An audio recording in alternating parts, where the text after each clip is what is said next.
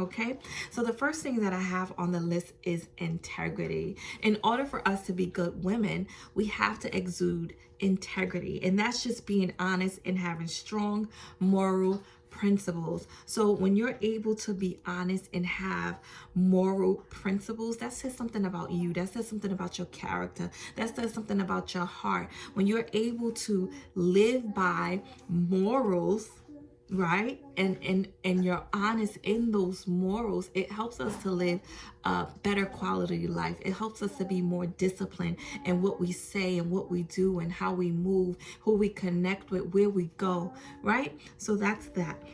The next thing that I have on the list is compassion.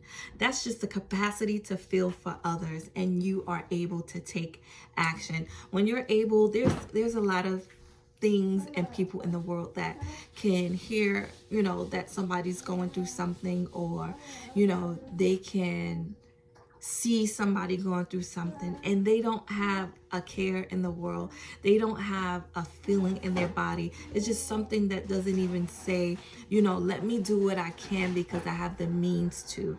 That's having no compassion. So when you have compassion, you're able to feel for others. You're able to take action. You can't just see your sister down and you not do nothing about it. You can't just see your brother down and you not doing nothing about it. So that's another characteristics of a good woman. The next thing that I have is patience. Basically, the ability to remain calm even in the face of frustration. There will be so many different things that takes place in our lives that will cause us to be frustrated. So frustrated, so frustrated, so frustrated. But when we can practice patience, I think sometimes children, they can help with that, right? Because children, they need you for different things. They depend on you for everything. And so as they're growing and as they're learning and as they're being kids and children, you have to practice a certain kind of patience, right? Children teaches you a certain kind of patience. So even if you don't have children, practicing patience is such a good skill. It's such a good characteristic to have, because now when something is going chaotic in your life, you are able to still remain calm. You're still able to remain patient even in a frustrating situation. The next thing that I have is being forgiving. Being forgiving. I feel like this is a tough one for a lot of people, because when you are hurt, when you feel betrayed, when you feel let down, when you feel like, oh my God, they just did the worst thing to you ever and you don't want anything else to do with them, it's hard for you to forgive them. It's hard for you to forgive them, which means you are holding a grudge. And some can say, oh, I'm still good. I'm still doing this. I'm still doing me. But yet you're still holding a grudge. So are you really good? Are you really good? Are you really being pleased by God? Is God pleased with you? Is God okay with that? God tells us to forgive 70 times, 7 times. And that's just an illustration that he wants us to forgive often. Does that mean we just take and allow anything into our space, into our lives? No, but we can forgive and then we can love you where you are, right? We can forgive and we could respect you. We can forgive and we can still show love. We can forgive and still honor you. We can forgive and still be good people. We can still be good women, right? So it doesn't matter what somebody does to us. Listen, I know it could be the worst of the worst, but we have to be able to forgive. It's better for you. Sometimes it's not even for the person, it's for you. It's for you. It's for your mental health. It's for your heart. It's for your spirit. We have to be able to forgive no matter what the situation might be. The next thing that I have on the list is being honest. So honest is just basically being true about what you're feeling and what you need. Sometimes we can get into situations where we're not able to say what we want or what we need or how we feel. So in that moment, we're basically lying to ourselves and we're lying to whoever the person is in that particular situation. You don't want to live your life in lies. You don't want to live your life in regret or deceit, right? You don't want to be a liar right? A lie cannot tarry in God's sight. You want to be able to be honest. It's better to be, I tell my children, it's better to be honest. You want to be able to be honest with what you're feeling, what you're thinking, what you need. Life would be so much better and feel so much better, not just for you, but for others around you, when you're able to be honest. The next thing I have on the list is being confident. Confident. As women, there's so many different things that can come into our lives that will cause us to have either lack of confidence or we lose confidence, depending on, our experiences or our traumas or things that we've been through. Those things can cause us to either lose confidence, and for some of us, we never even had it to begin with. Whether you didn't receive certain tools and skills and things from your parents, hearing your parents tell you how beautiful you are, how wonderful you are, how good looking you are. There's a lot of people in the world that don't hear that at all.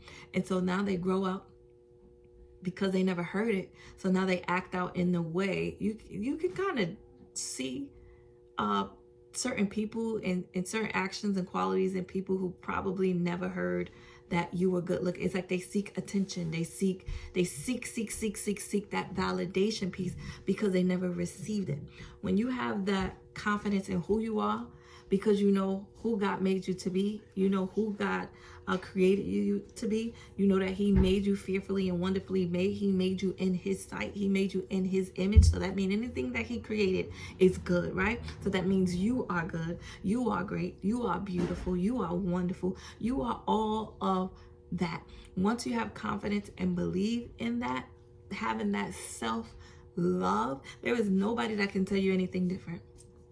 There was nobody that can tell you anything different. Not man, not a thing, not a soul. No one can tell you anything different when you have confidence in yourself. The next thing that I have on the list is independence. That's just understanding the importance of standing on your own. For most of us that are in relationships who have husbands, this is a tough one for some, right? Because, oh no, I submit to my husband. My husband is the leader, and he controls our household. Yeah, that might be true, but guess what?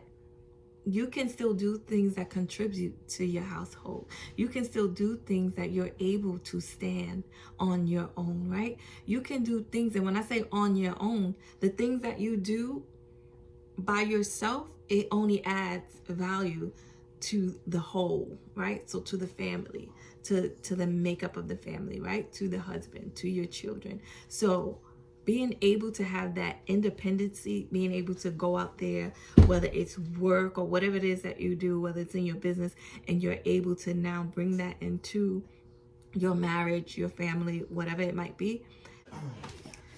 Proverbs 31, I'm going to start at verse 10. I don't know where I'm going to stop at, but let's start reading. So verse 10, who can find a virtuous woman? For her price is far above rubies.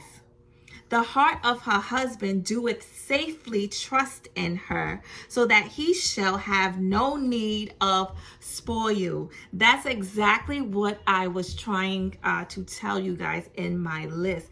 Listen to this one more time. The heart of her husband doeth safely trust in her. In order to be able to trust in somebody, that means that they're showing you that they are trustworthy, right? In order for our husbands, our spouses, our partners, our whoever it is, to be able to trust us, we have to show them that we are trustworthy. So that's all in the same regards to being honest, right? Being trustworthy. Let's keep reading. She will do him good and not evil all the days of her life. Remember, I spoke on compassion, being able to show compassion. How could we see our brother or our sister down in the dumps, broken, and we have the means to help them, but we won't help them? We'll watch them fall. We'll watch them crumble. We'll watch them break. We'll watch them be broken, and we won't do anything about it. That's not showing compassion. So in this regard, in regards to her husband, she will do him good and not evil all the days of her life. She will do good. That is a key part right there. She will do him good. Put that down. Write that in the comment section. She will do him good. Ladies, when you get your man, when you get your husband, when you get your spouse, you do that man good. It's right here, y'all. It's in the Bible. Read it for yourself. Right here, verse 12. Let's keep reading. She seeketh wool and flax and worketh willingly with her hands. So she works as well, not just her husband. She's providing value into her home. She's providing value not just into her home, but for herself as well. Some of us, we like to go on this whole bandwagon, 50-50, 100-100, 75-70. No. Your value, what you do outside and what you bring home, that's something that says a lot about you. You don't have to just sit home and do absolutely nothing. It's okay to be able to go and do the things that you aspire and desire to do. You take it back to your husband, you get his confirmation, or not so much okay, but you speak to him, you take it back to him, so that you guys can be a team and make decisions together, if that makes sense. Let's keep reading. She is like the merchant ships, she bringeth her food from afar.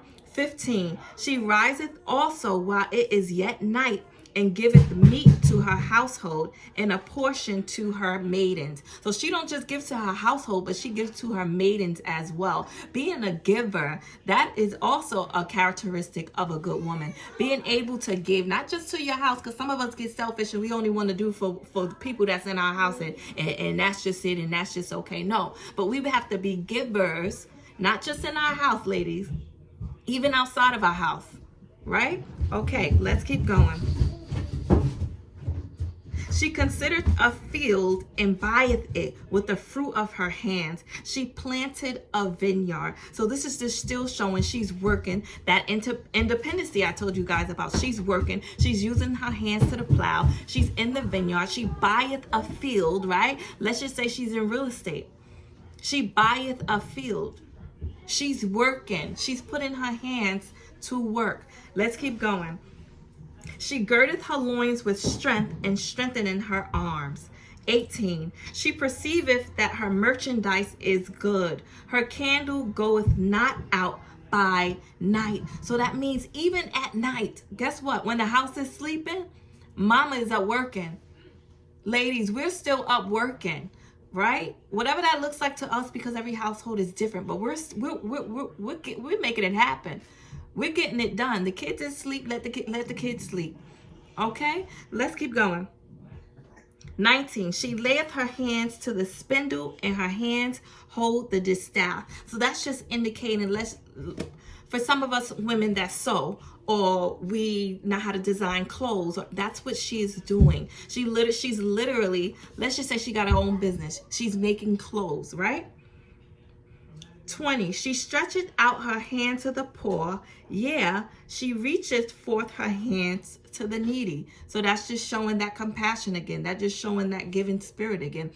That's showing she's not selfish. She don't only just care about her household or whoever she decides that she wants to give to. No, she even considers the poor. Some of us, when we see poor people, we act like they don't belong to God, or they're not God's children. We all belong to God. We are all God's children, right? So being able to do something kind, showing kindness to others, being able to help when you have the means to, right? Let's keep going. 21. She is not afraid of the snow for her household, for all her household are clothed with scarlet. She is not afraid of the storm that's going to come, because she know what she prepared for her house. She know her children are going to be covered. Her husband is going to be covered. Everybody's going to be warm. Everybody's going to be sheltered, because she worked. When they were sleeping, she was working. When they was resting, she was working. Right? 22. She maketh herself coverings of tapestry for clothing Her clothing is silk and purple. 23. Her husband is known in the gates when he sitteth among the elders of the land. 24. She maketh fine linen and selleth it, and delivereth girdles unto the merchant. 25. Strength and honor are her clothing, and she shall rejoice in time to come. So that's like a clear depiction of what I was speaking about in regards to confidence. It says, let me read it again. It says, strength and honor are her clothing. So strength and honor are her clothing, and she shall rejoice in time to come. She openeth her mouth with wisdom, and in her tongue is the law of kindness. As women, we want to make sure that every time we open our mouths, we are speaking in wisdom. We are speaking in kindness, understanding that words are powerful, understanding that you can destroy, you can hurt, you can break somebody just by the things that you say. And guess what? You never know what somebody is experiencing mentally. You never know what somebody's past is. You never know their experiences. So the things that come out of your mouth is important as women. I'll read maybe like one more and we can stop there. 27. She looketh well to the ways of her household, and eateth not the bread of idleness. Her children arise up and call her blessed. Her husband also, and he praiseth her. I will stop right there at 28. Her children arise up and call her blessed. I don't think no child will call anybody blessed if they weren't doing something right, if they weren't doing something well, if they weren't doing the things that God intends for them to do. Imagine that, right? Wouldn't it feel so great and so lovely when your children could rise up and call you blessed? It says her husband also, and he praiseth her. So we don't do these things to be praised, right? We don't look for somebody to say, oh my God, girl, you did such a great job. Oh, mommy, you did such a great job. No, when you're just doing what you're called to do and what God has assigned you to do as a woman, those things will come. Those things will happen. Your children praising you and your husband praising you, that's just like a bonus to who you are and what you stand for and what you are going to do, even if nobody praises you or not. Because guess what? There will be times when nobody say, girl, you a good woman, or you did that well, or you did such a great job. And guess what? We still have to be good women. We still have to have good characteristics of a good woman, right?